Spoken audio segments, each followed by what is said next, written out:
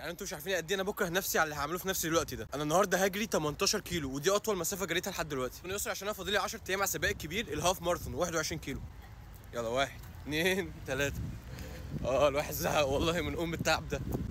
بس يا جدعان وبكده نكون بدأنا الحمد لله. الجو حلو النهارده، الشمس طالعه، اول مره اصور في الشمس ويكون مش شمس ضربه اللي هي مقرفه يعني. خلصت اول كيلو من 18 كيلو. هدفي الاول والاخير النهارده ان انا اخلص الكيلوهات اللي عليا، ماليش دعوه اخلصها ازاي، وقت قد ايه ما يهمنيش اصلا، المهم ان انا اخلصها. فلو خلصتهم في 5 ساعات النهارده ما حدش يجي يقول لي بقى انت بطيء يا فارس وشغل دي بجد، عشان ايه فاهم، الواحد على اخره والله. بس الصراحه الجو تحفه يا جماعه.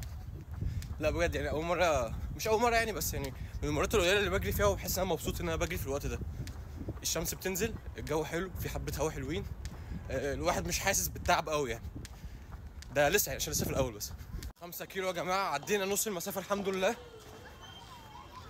الدنيا بدات تليل عليا وحاسس ان انا ايه بطيء قوي، بس انا يعني متعود ما ازقش نفسي في الاول خالص. بس انا كده لحد النص على الاقل وابدا ازق نفسي، ده لو قدرت يعني. حاليا 9 كيلو نص المسافه بالظبط. حاسس بايه؟ حاسس ان انا جعان وزهقان وتعبان بس مش قوي. بس اكتر حاجه حاسس بيها ان انا زهقان وجعان، يعني مش عارف ايه الاحساس الغريب في الوقت الغريب ده. انا مش مصدق ان انا جريت 10 كيلو وان لسه فاضل لي 8 كمان. هو بجد الحوار ذهنيا متعب اكتر من هو جسديا كمان. ايه السهوله دي؟ هجري 18 كيلو بس النهارده؟ ده انا المفروض اجري مش اقل من 200 كيلو ولا 100 كيلو ولا حاجه. ايه يا جدعان السهوله دي؟ لا والله بقى صعب الموضوع على نفسي شويه بعد كده. لا مش حاسس باي حاجه اصلا. ده كاني قاعد بتمشى يعني بقالي 5 دقايق ولا حاجه.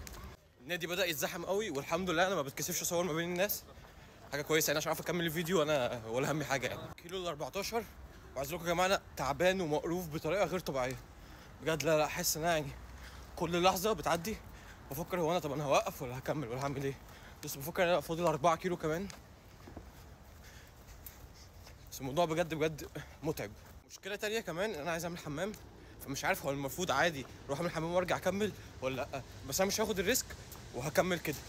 الفكره بقى ان انا ايه مزنوق قوي وجنبي بدا يوجعني، فمش عارف بقى ده اكيد من الحمام. يا جدعان تقيله بطريقه غير طبيعيه، حاسه كأن حاطط 100 كيلو كل ناحيه ولا حاجه. اخر 2 كيلو ونص وانا قاعد بتمشى الصراحه.